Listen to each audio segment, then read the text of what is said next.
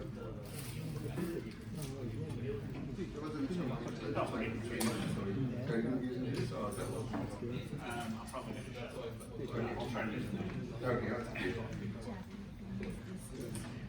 everybody, we're going to get started.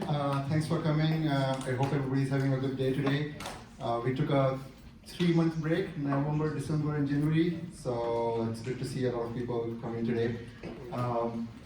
We have 2 talks as usual. Our first talk is on Ingress application delivery solutions in Kubernetes for enterprise applications. Or choosing a proxy architecture. Choosing a proxy architecture. Just got renamed about 5 minutes. Oh, okay. I should have read from there. Choosing a proxy architecture for Kubernetes for enterprise applications. And for that, we have Matt Brown and Pushkar Patel. So Matt and Pushkar from Citrix. They have brought some swag, and more importantly, they have ordered the food for us. So they're sponsoring the event today. Please give them a big round of applause for sponsoring the event.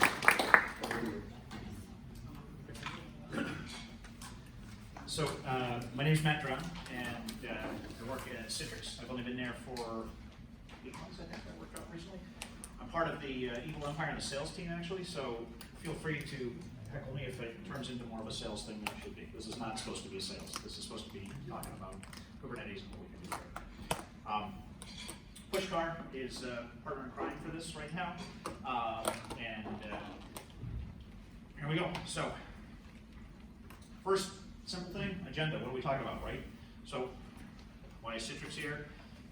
We'll talk a little bit about networking 101, the importance of choosing the right architecture for you guys if you're working on things. And then also digging down into some of the technical aspects of the architecture options that we think you should look at.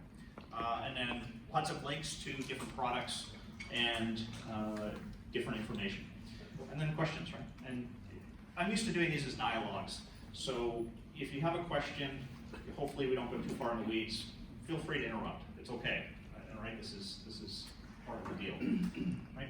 So the first thing I wanted to talk about is why Citrix. So let me ask you a quick question. How many people associate Citrix with anything that's not virtualization?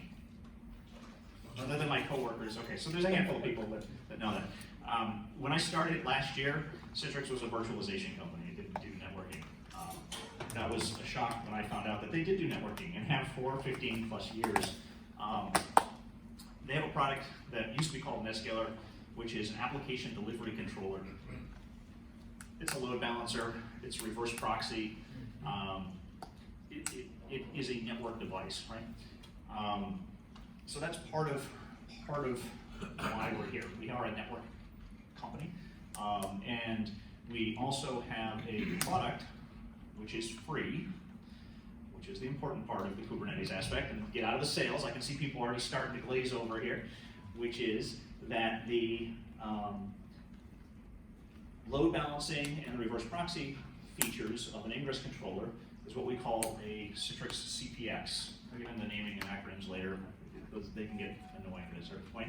But more importantly, there's a link to it on the Docker hub right there. You can scan in the QR codes. We have some more QR codes later if you want, but they're all available. Okay. So one of the other reasons I wanted to know, why are you guys here? Right? It's great I can come up here and talk about stuff, but how many people are here because you're working for a company that is investigating Kubernetes, cloud native, or anything else? Right? Okay. Some. How many of you are actually having to deal with the microservices and Kubernetes?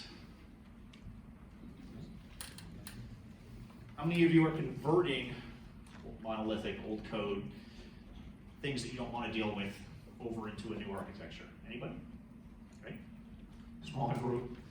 How many of you are just here for Red Hat? Okay, just checking. Okay, so it's important, right? I'm curious to see where people are with things and where conversions are. So, if there's any other differences, I don't know, anything else? Anybody want to ask questions? No? Maybe? Okay. Okay, so first of all, I wanted to talk a little bit about the technical backgrounds of Kubernetes networking. I make an assumption. I come from a networking background. I worked for companies that did networking. I worked as an engineer early on in my life, went on to an engineering manager, joined sales later. But usually when I associate Kubernetes, I think of people working from a programming point of view or a developer standpoint. So less so from networking. So how many people who are dealing with Kubernetes understand the networking aspect of it, or are people more programmers or developers from that? Is that I know that's sort of an open-ended question. How many people understand Kubernetes networking? Some. Okay. This is a range, right? And networking, you don't have to worry about Kubernetes networking. That's kind of the point at a certain point, right? Okay. So I put together a couple slides that I just wanted to sort of rapidly go through to help people a little bit as a sort of a reminder of how this works, right? So pods are ephemeral. Everybody knows what a pod is? Kubernetes? Okay. So pods are ephemeral. They run, they stop, they crash. They're an instance, right? So they appear, they disappear. Every pod gets its own IP address in a flat network. So that means that any pod can talk to any pod, and I think I saw in documentation about 100 times, I want to make sure the font size isn't tiny, that no NAT, you can talk to everything, and every pod has an IP address, right? That's an important aspect of this. Every container within the pod can talk to itself through the local host, and if you need to talk to other pods, then you just use their IP address. So that's how they work. Now, if you want to talk outside the pod, you have to use the container networking interface or the CNIs. And this is where the abstraction layers start to build on top of each other. And Kubernetes, as you guys probably have figured out, is all about abstraction layers for everything. Everything has a YAML file and a config name. And then you link the config names to the other config names, and then everything can talk to each other. And when you do it wrong, they don't talk to each other. Not that we've ever done that, right? So we want to be able to talk to multiple containers that are running the same app. Right? So we can have things that are running a single application, but we want to spawn off multiple of them. So you need an abstraction layer to be able to have multiple web servers, or multiple database servers, or multiple image servers, or multiple of anything. Right? That's how you get load. That's how you scale up a Kubernetes cluster. So part two of this is you have services. So services are a way to have an abstraction layer that maps a name or a service to an application that's running in multiple pods. So again, pods are temporary. Services are built in. They have a name. They get an IP address. So suddenly you have a service that has an IP address and you need a way to map that out. So part of that is that you have, let me see here where I am on this thing. This is where I'm still in denial phase with my reading glasses. Apologize. Services map the names out, and this gives you the ability to spread out, sort of load balance across multiple pods that you're running. So if you have a web server, you want to be able to web service, and you want to be able to have multiples running, then you need the ability to call it and have a name for it, right? So if you have a pod, it doesn't scale. If you have a service, you can scale. That's kind of the high level of it. So this is all done again with that flat networking and the ability to communicate across the network. So I'm going to struggle for a second. We'll move on. It's fine. So you have services and you have pods, and this gives you the ability to talk to each other. This is all still within a cluster. It's not outside the cluster. So outside the cluster is how you get sort of the important information and how everything else gets done. So in this case, you need to have different ways to get in and out of your cluster. So there's node ports, which are great for debugging. Gives you a direct connection for a high port number into a pod or service. You have a load balancer, which is a layer 4. Does everybody know what a layer 4 versus a layer 7 is? Okay. I have a slide with that that's kind of an eye chart that I'll put up in a second. That gives you the ability to have a load balancer of a traditional sort. It feeds into a service, it can figure out which way to go, can spray it across, but it's relatively unintelligent about what it does. It just feeds it off, and depending on which your provider is, it potentially has a cost associated with it. Right? So if you use a GCP one or you use an AWS one, there's a cost associated with using these load balancers. And lastly, you can use an ingress controller. So an ingress controller is actually a reverse proxy. Here's where I switch into the sales aspect and say this is one of the things we do, but it's also what Nginx, Contour, Istio also do and provide this functionality. These are the reverse proxies. This gives you the ability to map more advanced features down to services, which then you can map down to pods. What this means is you can have a single IP address which ingests this traffic from the outside world and has the ability to then go to your different services associated with different pods. So if you look, I have things like a directory structure. So one of the big differences ingress controllers are HTTP and HTTPS. They get a URL, they get a fed. So you can have a host name associated with an IP address or multiple host names associated with an IP address. Those IP addresses can then have URLs associated down through them. So you can have a dev host name, which maps to a different pod base, or a different service, which maps to a pod. This is the abstraction layers, right? It keeps going down. You can have a different URL directory structure, which goes to different services, which goes to different pods. And this gives you the ability to basically spray things out across your collection or your cluster. It also, all of these offer different rate limits, protections, other feature sets that are associated with it. So, if you were paying attention, great. If you weren't, I understand why. The little note down here is everything's an abstraction layer, right? Too long, didn't read. That's the TLDR. Everything's an abstraction layer. And as we started off, part of what Kubernetes does is it helps make it so that you don't have to deal with this. You define these services, you define the names, and in the end, you shouldn't have to know what IP addresses or the networks are or anything else. You just have to have these linkings of all these things together. And again, as I stated, it's what we all screw up when we created it. When we create config files and we try to get things to work and they don't work. Okay. So, quick brief stop. Everybody likes kittens. Just gotta have a little pause. Any questions? I'm running through this rapidly, I understand. Does this make sense? No, okay. Yep. It's all good. Okay. So here's the eye chart I was talking about between the layer 4 and layer 7 proxies, or load balancers, right?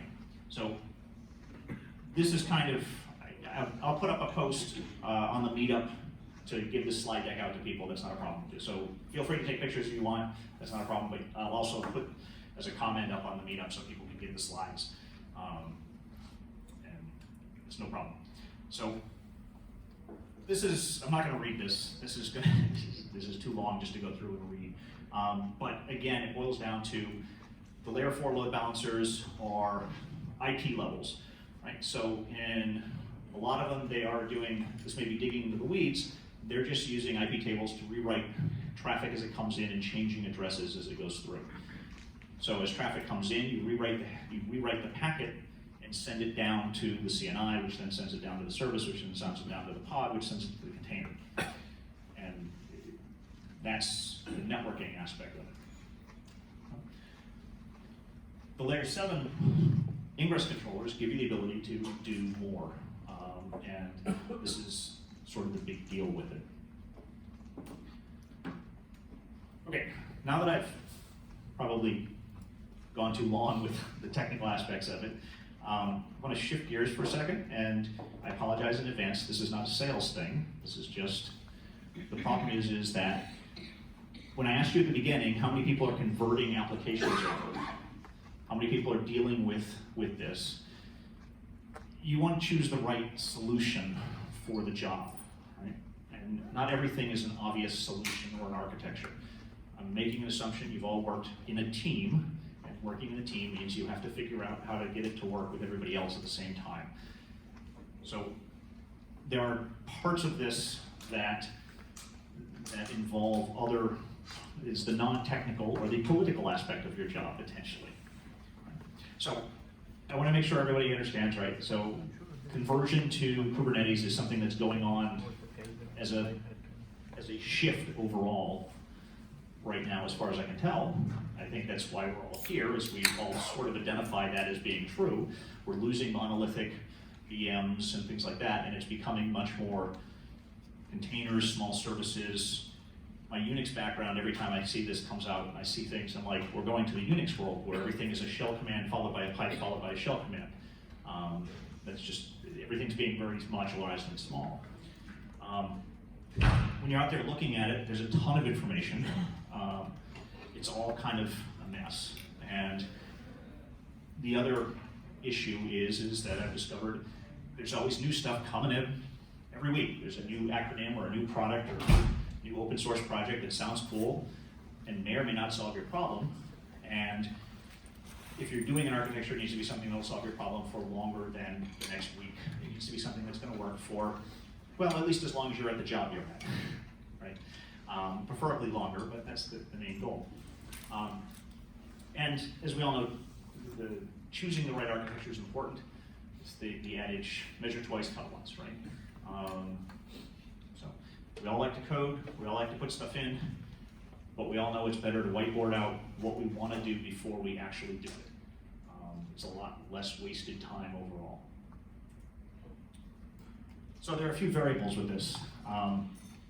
It's understanding the different people involved. And in some cases, depending on where you are in your roles, you have other people that help you identify these. These aren't things that you have to be the identifier of. But I come from a background of wanting to know a big picture every time. If I'm working as a developer, that's great that I have a small task, but I want to know how that small task interfaces into the bigger picture. Doesn't mean I want to work on the bigger picture, it just means I want to know what my little task is in the bigger picture, because I think that helps me solve the little picture better. And that's part of understanding where I'm going with these architectures. I'll just put a little note up there. I can't help you with your architecture. I can help you with what I think the proxy architecture is to get into it, because that's the company I work for. Your architecture for your problem, for wherever you're working and trying to convert or create new applications is going to be different. And some of the adages are the same, so it's important. So in this case, there's a few things that we point out to people. You have a bunch of different teams. Some of you may have different team names. Some of you may have only some of these teams that you work with. These are groups of people that interface to the solution as a whole differently. They all have opinions. Whether or not you want to pay attention to them or not is another story. Then you have the technical aspects. You have load balancing requirements, north-south versus east-west. Right? So north-south is the ingress controller or your load balancer. East-west is your conversation between pods or between containers to have a communication. So you may have different requirements for that. So there's a benefit between complexity and ease of use and management and being able to deal with it. And then, as I said before, things change. Every week there's a new product, a new thing, and that can be overwhelming. So this is another slide that basically describes some of these and gives you some examples of what they're dealing with, right? And again, most of you looking around are experienced enough to understand some of these differences, right? You've worked on teams, you've worked in groups, so you know what goes on. So what we've created is we have for the proxy architectures we have 4 different things that we like to highlight and sort of show how things are done, and these have a bit of differences associated with them. I have a 2-tier architecture. I'll get into what these are quickly here in a second. A unified ingress, a service mesh light, and a service mesh. So some of these should look vaguely familiar from architectures. You can maybe make out what the little images are on there, but that's what's up there. I meant to remove this slide, so we're going to move on from this one. This is basically the evaluation of different attributes of where we think things are important with it. Are you good? No. Nope. Okay. I thought you were going to add. Okay. So basically, the next set of slides, which is going to go through all those different architecture, is going to go across all these criteria to measure. Depending on where you are, where you're in your organization, some of them might be more important to you than the others, right? So that helps you choose what architecture I want to use. And what it's going to do is going to go through all those 4 architectures and evaluate based on all these important criteria. So you can decide. Okay, so we're going to switch back into the technical descriptions. It's not quite as dry as the networking at the beginning. So this becomes the description of the different proxy architectures that we think you should look at. All of them are going to say Citrix on it. That's the sales and marketing side of it. These are different load balancers within it, so feel free to use it as an example if you'd like to. So a 2-tier is kind of a way to view this as a conversion from, we have put all the text up there for right now, but a 2-tier architecture is a way to view a easy or a, I viewed this originally as a political answer to a architecture, right? It allows you to have a group that currently, say, the developers are developing a back-end process and a web server. You still have a security team or a networking team that runs a load balancer in front of your monolithic application in front of it. This allows you to have the same concept, but have a little more interaction. So what I have in there, and some of you may have noticed, is there's something called a CIC, which I, for the life of me, cannot remember the acronym, so I'll point at Pushkar to remind me. Citrix Ingress Controller. Okay, so it's the Ingress controller. What it actually does, which is more important than the acronym, is it's a way to interface to our load balancer through Kubernetes. So it is a API translation. I'm trying to think of an easy way to do it. It accepts, it is the interface that when Kubernetes orchestrates config changes, it pushes to the CIC, which then translates into our API calls and pushes those config changes out into our platform. So that's actually up on GitHub. You can take a look at the source and see that. So that's up on GitHub and part of it. And the idea is this gives you the ability to have an external box, which does the load balancing, but still have the ability to have it controlled and configured internally from within your Kubernetes cluster. Right, so you have an external input and it goes through. Now, this is we can take forever reading all these, and I'm not going to go through again. We'll provide the slides which goes through. Is there anything you want to add to? So the 2-tier Ingress architecture is the easiest architecture, right? So for example, if you have, your organization has a networking team and a development team, and they ought to go at their own pace, this is the architecture they should go with. And when you measure with all these criteria, when it comes to north-south, you can do a lot of stuff when it comes to security and stuff like that, because you have control on the traffic. What I mean by that is, in the Kubernetes cluster, there is another proxy which is based out of IP tables. It's called Proxy, which you don't have control on. So you kind of lose visibility to that. You kind of lose control to that.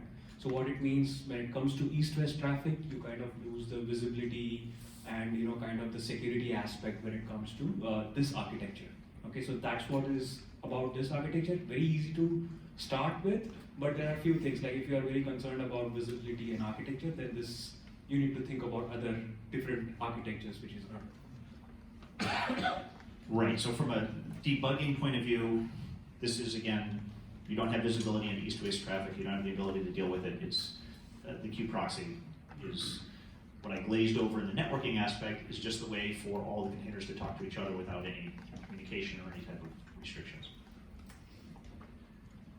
So the unified access becomes the same thing, except removes a hop. Right, so from a performance point of view, slides out all. From a performance point of view, you gain the ability to remove the hop of latency processing in there, but you also remove potentially the networking team, depending on how this is handled, which this is the political aspect of it, right? So, and again, you guys are working on a whole solution, not just a little piece. And may harp on this. This is probably when I was an engineering manager why this is part of it, but it's you understand the whole thing, and suddenly it makes much more sense. And that's part of the goal here. So this is easier to understand, but potentially harder to implement.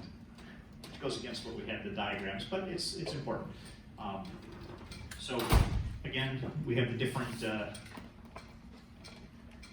different scalings that go on for it. So service mesh light is next, right? Yeah, okay. Sorry, service mesh. So service mesh is something that is built into Kubernetes? No, not at all. Okay. So service mesh is putting sidecars so that every conversation between every container, every pod is also through a proxy. So this is how you get a lot more, let me get the text here. This is how you get visibility into everything that goes on. Also how you gain some security aspects that are also involved, right? So pod-to-pod communication in a normal kube control setup, there's no control. It's whatever basic Kubernetes security you put in between the different files. By default, there's none, or actually by default, I think there's all kinds of it, and then it's turned off by default by everybody who uses it. So the idea is that this gives you the ability to see all the traffic and control the traffic. Now, with great power comes great responsibility and great chances of screwing it up. So you have another layer of complexity that you've added. You've created a situation where you've built another wall. But you have the ability to then do things like API protections and API security. And you have a way to do all of that from a single control unit, which is, again, a good thing. So this is the service mesh, and I have a brief thing about it later. The next one is a service mesh light. So this is a little different. This is the cheat way to do it. I don't know how I was trying to come up with a cute way to say this, and I don't really have a different way. So in this case, a service mesh has a sidecar associated with everything. So every pod gets a sidecar, which means that all network traffic goes through the sidecar as it goes in and out of the pod. Service mesh light, instead of putting that, puts a single pod which all the traffic goes through. So that creates a different set of problems. It makes it easier to understand. It creates a single point within the pods or within your cluster to see communications. However, it does make it so that you have to make sure that you've configured the networking to do this. Right? So this is a different configuration option. I don't see my head description about it. So this is easier. You get less features and potential. There's easier ways to break it than a service mesh, but the service mesh light is potentially easier to implement. So just a quick question: how many of you are using service mesh? Have you ever heard terms like Istio or console? Do you guys use it? Currently we are doing POC on the board. Okay. Istio, yeah. Okay, so the basic thing is like we have talked to many customers, right? So they all also are kicking tires around service mesh, Istio. It comes with like 40 plus CRDs. Have you guys seen it? Like how complicated it is? So some of the customers came back and said, hey, the kind of features which we like is the observability aspect and the security aspect. Can you do something where I can continue using my same Kubernetes services and constructs like that, and you come up with some kind of a lightweight version? That's what was the idea behind this architecture, where we are bypassing the kube proxy and making sure that your traffic in the pod hits a ADC in your cluster. Okay, so what it means is now again similar. If you think of the concept of the service mesh, where there is a sidecar proxy which is intercepting all the traffic, we are kind of doing some traffic engineering over here, which goes into your ADC in the cluster. So you still have that control, you still have that visibility, which you can enforce. Okay, so this architecture is quite popular for someone who doesn't want to kind of get into the complicated aspect of service mesh, which is out there, which is Steve and stuff like that. Good question. So if you want to deploy an architecture, if you want to deploy an architecture like this, would you have special instance requirements for Citrix? No. So basically within the Kubernetes, there is no special instance. It is all, whatever Kubernetes provide out of the box. There is another whole new meetup which you can have about, just how the service discovery happens. Okay, there is the key component over there is the kube DNS. Okay, so like if service A wants to talk to service B, how does it know about service B? It's through this service discovery. We kind of manipulate something over there so that, you know, before going to service B, it goes through our device. That's the only trick. So you don't need special instances or anything like that. It's just, you know, what kind of architecture you want to go with. The last service mesh line, right? The pod-to-pod communication. There is no east-west traffic, right? What I see is. So there is still a east. There is, there is. So there is still a east-west traffic. The way. There is east-west traffic, yes. So the green box is responsible for your north-south traffic. Once it comes into the cluster, say pod on the left wants to talk to the pod on the right. But the pod. That's east-west. No, the pod going back to the Citrix CPX, right? Yeah. See, in this case, there is no pod-to-pod communication, but it's going through some other. So let me give you an example. Assume these two pods are your front end, okay? And these two pods are your DB instance, which is helping provide data to your front end, okay? So your traffic would come in, this is your north-south. So I guess, quick, this is the two-tier, except with a service mesh light, if you think about it, so making it more confusing. But what happens if the pod actually talks to the database? Does it goes directly to the pod, or it has to go to the CPX and route? So we manipulate, so it's assuming, you know, again, there are ways to bypass certain things, but the point is if service A, say assume this is service A, this is service B, they want to talk, the resolution of this service B is actually this your CPX, so the traffic goes like this. So HTTP or whatever MySQL traffic is, it goes through this. Or like it becomes like again in south, the north-south traffic. So in this case, It's not simple, like right? What Proxy does for you, we are replacing that functionality with our CPX. CPX. Yeah. So east-west also it serves indirectly. So I'm going to probably step in it here for a second, and Pushkar can correct me, but one of the ways, if you think about it, is they talk through services, right? So if you have your front end talks to the back end database, it talks through a service. So if we create a service proxy and rewrite, basically change the proxies, think about it that way, right? So if you go to the DB process, the DB service from your front end, and it asks to connect to the DB service, but if from a Kubernetes point of view, when the DB service from the DBs come in, it changes that to DB real, and it forces into our CPX a DB service, then it goes to the DB, and then we redirect through the east-west. So your traffic, so it can be bypassed with IP addresses or name resolution if you bypass services. Is that good enough from a description? Okay. Okay. So I'm happy to have conversations. I'm sure Pushkar is also after the Red Hat or during, depending on, I don't want to be any, with what's going on. So part of what we have here is there's a bunch of QR codes coming up if people want to snap these. I have a coworker who put together a demonstration with setting up the single tier architecture, setting up the YAML files, running it through. It's a 15-minute demo on YouTube. He's got like an 8-minute version of it also that's available. So feel free from that one. And then I also wanted to put in, here's a bunch more QR codes for you and more links for Docker, for GitHub. We have a lot of documentation. And I've been happy with our documentation. It's not always something I will admit, but documentation at Citrix has been very good in my past experience with things. And then the last link is a link to how to, a little more documentation about getting a free CPX again. Pictures if they want them. So this is the little thing that we were talking about before with the service mesh. My Pushkar was asking, this is kind of what it looks like. Right? So this is, in the end, your front end, you get a visibility of the different communication of east-west or north-south through.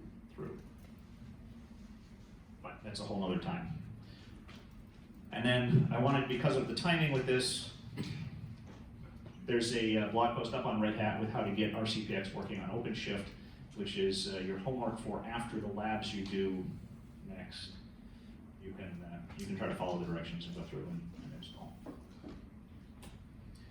So it's kind of the end of time, but do we have other questions? So how does this compare with other products in the same space? So how does it compare with other products in the same space is the question. So at a high level, they're all the same, right? And okay, I'm gonna step down from the sales side here. Let the product. No, I think I mean, like if you think about ingress controller out today, right? Kubernetes doesn't come with ingress controller. There are a lot of solutions. They're all custom solution. They probably serve you certain things like HTTP, HTTPS, path, etc. Right? Especially when you're doing migration, those applications which are written like 20, 25 years ago, they didn't think about that this world was going to be all about just HTTP, HTTPS. They use custom protocols. They use, Unix socket. They use TCP, UDP, right? So what Citrix has been in business for 20 years, it has mastered those protocols. So we make it very easy in the construct of ingress controller to use those protocols. So that's one of the value prop.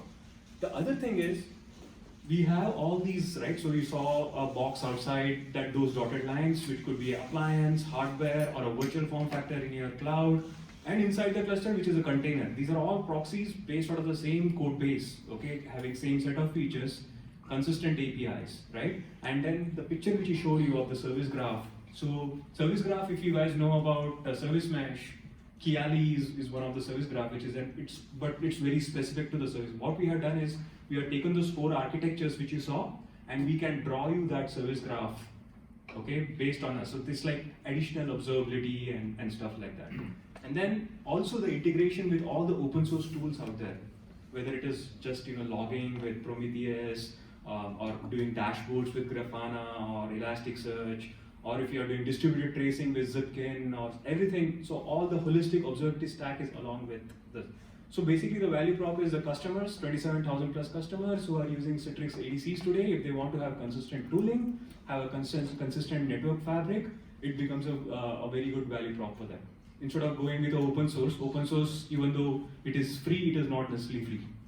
You buy an enterprise version, you end up paying for that, or at least have an army of engineers maintaining those. So one of the choices you have. So we provide those choices to the customer. Yeah, one quick question.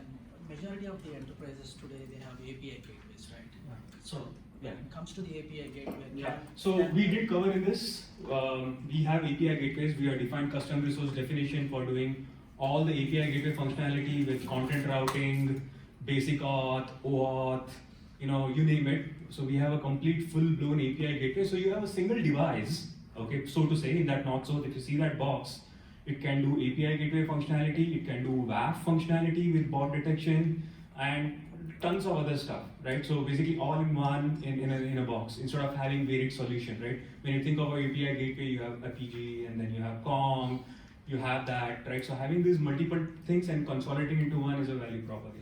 Yeah, the other thing, right? If you want to use the API as is, can the gateways as is, can that API gateways talk to the CPX component within the cluster? Yes. Yes. Yes. To go back to the original question and sort of pull it in, I know I got the mic taken from me earlier with the answer that they're all the same. The devil's in the details, right? And it's all these things have different features, and I can't be here without a corporate hat on and say you should pick us. But look at what you need for requirements. We have a lot of requirements. Pushkar just gave you a whole bunch of different feature sets that are there. And we'd like to think that we're good at it. We're happy to talk to you after about some other stuff too, specifically. Yeah. So I think you guys are all developing APIs, right? Do you use Swagger for our open API specs for doing? So the whole lifecycle management, we play a crucial role. So for example, if you want to just create an API and provide characteristics around it, so we have a management tool where you can specify that, which actually feeds in the Swagger file and then kind of goes and automatically programs your proxies as well. So we've gone to that details also, and we have good feedback from customers on that. So question all the way back, sir. Sorry, I was late. So do you install any agent on our premises, or just need a config from? From the Kubernetes perspective, we don't install any agent. There is no daemon set, there is no agent. About AWS? On AWS, we have in marketplace our proxies, which you can use, both CPX, which is the container form factor, and the VPX, which is the virtual instance in the cloud. I didn't put which, links up to that. Huh? I didn't put links up to that. We have otherwise it'd be a large page of links. So yes, so any cloud, any orchestration, whether it is OpenShift, whether it is Rancher, or if you're running a plain vanilla Kubernetes, or any of the service mesh technologies out there, whether it is Istio or Console, or Anthos, or whatever it is, it works seamlessly across all of this environment. And maybe Oracle Cloud in future. So between Kubernetes Nginx ingress versus SEO gateway ingress, which one would you suggest if you have a mesh for this mesh in your socket? So, number one, Kubernetes doesn't come with Nginx or anything, right? It's a plain, you have a choice. Yeah. When it comes to service mesh, there is a CRD for gateway. So gateway is basically how to get the traffic into your Istio cluster to start with. Yeah. There is a CRD defined for that. So you have a choice. So by default today, if you go to say Google Cloud or just the whole Istio service mesh, it's all around a proxy called Envoy, which is an open source Envoy. So that when it comes to the data part, there is a gateway aspect and then there is a sidecar proxy aspect. So you can have you can replace all of those if you want to with CPX. Okay, or if it is just a gateway which is outside the cluster, it could be VPX, NPX, doesn't matter. We understand the Istio protocol or the console protocol and convert it into our API. When it comes to choice, right, I think when service mesh specifically, it comes with Envoy. So I don't know if Nginx has a play in it yet. They have their, it was bought by F5, they have their own play, they have their own mesh as well, which is not necessarily Istio. So I don't know the answer for that. But if you're talking about the most popular service mesh out there, which is Istio, it comes with Envoy. Start. Does that answer your question? Yeah, my question is more about gateways in SEO, right? SEO has this gateway where inbound.com, right? Yes. So there are two ways. Either you go with, as you said, there are different implementations, right? Either you go with Nginx or K8 Ingress, that one, right? So when you have the service mesh around this cluster, so it's a good idea to use Nginx or the something that comes with the SEO. So can be leveraged. So So it's a choice. yeah. Okay, it's a choice. It's good to do it in the lab with any of these open source proxies. Okay. But when it comes to production, you need to make a decision. What you want to do? Whom do you want to call when something goes wrong? As long as if you have a say in open source, more than welcome to use Nginx and stuff like that, right? Okay. So it's purely your choice, more than anything else. So any performance impact? Do you see any So latency or- we have a lot of performance metrics against Envoy. Okay. Okay, Envoy, when it comes to latency, we beat them, like ours is like 1 millisecond compared to the 6 millisecond latency which Envoy is at. Okay, when it comes to Nginx, latencies are pretty close, but when it comes to number of SSL connections or sessions, that's where we kind of have an edge over them. Our SSL engine is a lot more better than the Nginx. Okay. So basically what you're saying is the sidecar in both your sidecar related architectures, instead of Envoy, it's Citrix sidecar. You could use Citrix sidecar or you could stay with Envoy. We could have a combination of Envoy sidecars and Citrix ADC outside and vice versa. Because they are all talking to the same control plane, which is Istio or console. Make sense? Any more questions? As you say, any last questions? I don't want Sorry. to take up all the extra No, time. you have time. I mean, Oh, okay. it's 1 hour, 6:30 to 7:30. But Oh. what about the other session? That's 7:30 to 8:30. Oh, we originally, thought it was 7 I thought it was 30. I thought it was only 30 minutes. It was kind of why I was Oh, being no, so no, you- earlier. Full 1 hour. Oh, then ask more questions. Yeah. Feel free to ask questions. No, you don't need to come. Can you share the PPT slides? Absolutely. Yeah. So Matt, if you can send me the PPT, I also just send out a broadcast. Not a problem. And you can put it as a comment also, yeah. Yeah. So just a comparison between your service mesh lite and service mesh architectures. So is there any additional latency when you go with service mesh lite between for the east-west traffic? Okay. So let me ask you this. Okay. I know how the answer is going to be, so.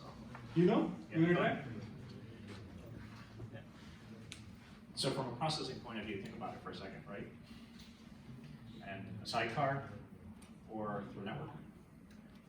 And it's still going to go through the processing at a certain point, right? So no is the short answer. The slightly longer answer, which I'm about to be told here, is Okay. East-west traffic, when it comes by default in Kubernetes, the guy who is adding latency are those bunch of IP table manipulation, Proxy. Proxy. Proxy, basically that is responsible for service abstraction. It does all automatic IP table stuff in the back. So Proxy has issues with scalability, so that's why IPBS came along. Just stay with me on that one. It adds good amount of latency too. So whether you would use IP tables versus you want to use a really fast packet engine, the hop is the same. It hits your proxy, it sprays the traffic to the pod. Your traffic will still hit, instead of now proxy is going to hit a CPX and then or the proxy, which is high performing proxy, and goes to the pod. So what do you think would be a better performing? I mean, No, just a thought. Just a I'm thought. still learning Kubernetes, but I think the sidecar talking to another sidecar directly. No. So I thought you said service mesh light. Yes, service mesh light doesn't have a sidecar. Right? No, it doesn't have a sidecar. So that's what all this explanation was around service mesh light, where I am bypassing proxy. Instead of proxy, I'm using a proxy device, which the job of that guy is to make sure the packet goes really fast, whether it is a HTTP or HTTPS traffic. That's his sole purpose. He has been doing that for 20 years. So what do you think is going to do better? Obviously. Yeah, exactly. I have one. Can you talk about traceability when you have some sidecar? Traceability when you have? Sidecar. Oh, when you say traceability, are you talking about distributed tracing? Yeah. Exactly. Okay. So That one's you. So distributed tracing is based on open APIs, which are, what is it called? I mean, there is a standardization. It's not a standard, by the way. It's a framework for inserting your headers into your packet, right? The spans and the trays, etc. So when it comes to Istio or the sidecar architecture, the proxies which are intercepting the pod traffic, they are at a very nice position to insert those headers and timestamps. So that architecture is most ideal for having a real performance and latency information if you want to get through your distributed tracing option, right? So what we have done, I mean, like service mesh, yes, cool. You get very good visibility and distributed tracing aspect. So we took that same concept to a service mesh light as well. Now, still the pods are talking, but they're talking through a proxy. And that proxy is capable of inserting those distributed tracing headers and spans. So you still have information about your application through that as well. But how do you achieve this one? That means you kind of inject any agent in each pod? No, so it's a layer 7 header manipulation. You need to insert a header, right? So the traffic hits your north-south, whatever it is. Maybe that is the origination of your trace call. It will go ahead and insert the span ID, trace ID, timestamp. Then wherever next goes, the next device has to kind of support your distributed tracing headers, right? Those headers have to be supported, shouldn't drop those. That's the basic minimum prerequisite for that. So you should have Zipkin libraries on your applications, or at least maintain those headers so that you can, if it goes to a device which understands these headers, you can have some kind of correlations around it.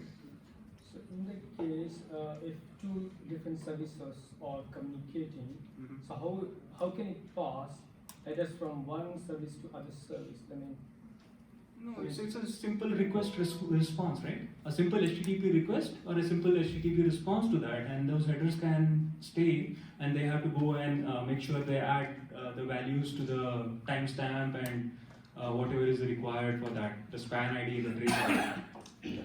that means the application level has to have Zipkin information, Okay. right? At least they should preserve it.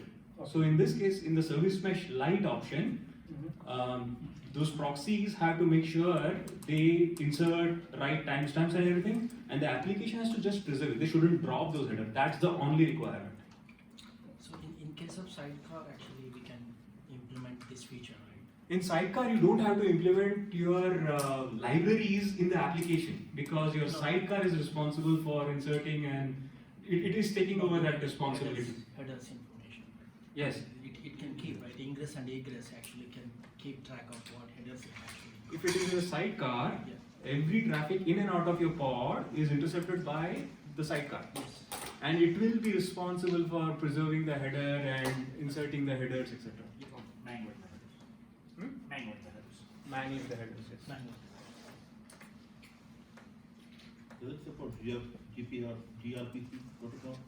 Yes, so there are many protocols, like there is a MongoDB protocol, there is a gRPC, there is a Redis cache protocol, so we have created CRDs around those which can support all these things. Like with MongoDB, we can provide you informations about the transactions, their scale. I mean, there are different, they also come up with their own routers. If you remember, the MongoDB comes with its own router as well, S router they call it. We can provide you some level of information about MongoDB protocol, or if it is gRPC, we don't do the packet inspection, but we honor the headers. Couple of questions. So you mentioned about Keali.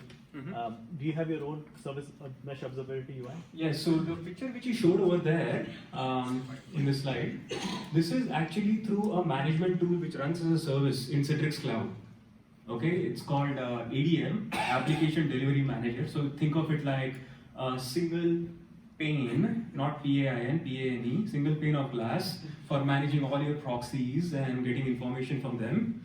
So basically this picture, what it does is basically it gets the context from the API server, Kubernetes API server, all the labels, all the application name, all the service name, and then it correlates with whatever data the proxy which is serving those application provides.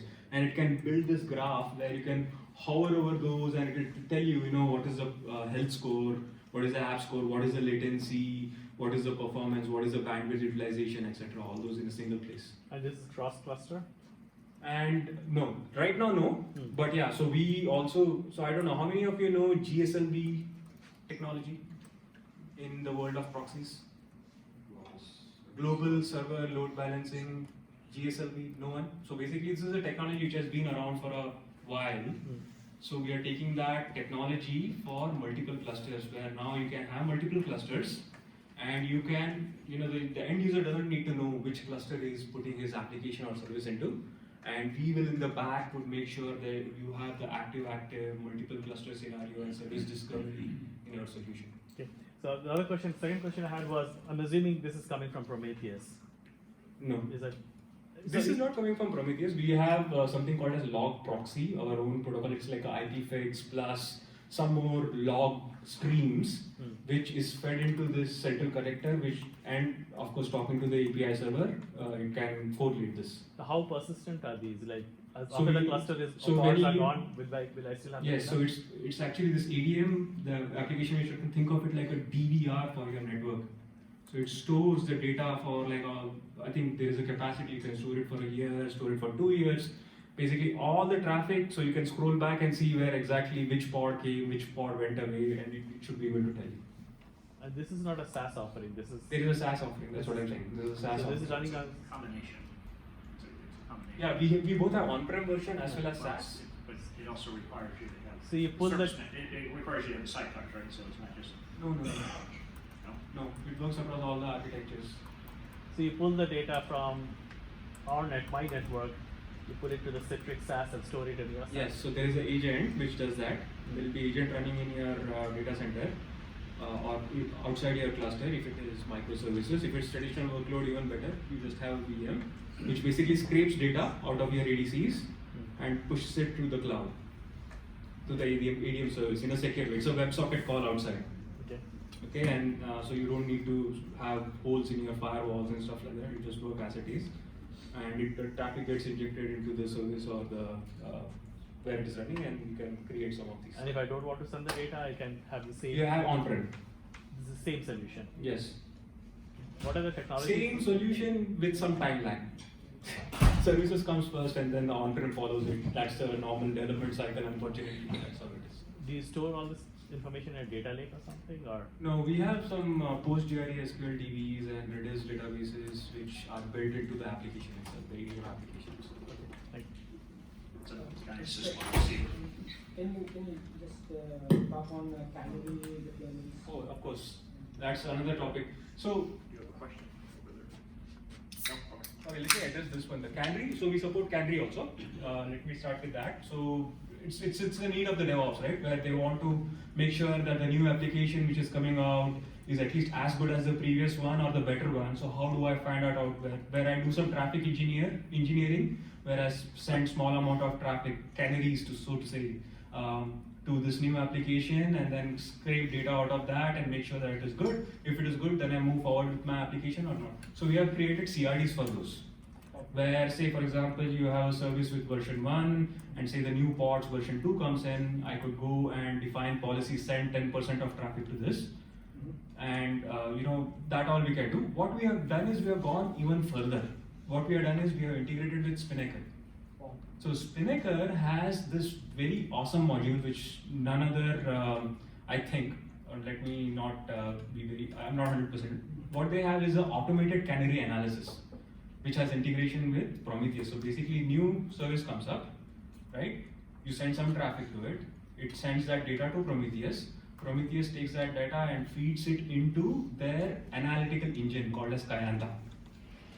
And at Kayanta, all it does is it compares. Okay, you send me this traffic, this was my previous traffic, let me do a comparison.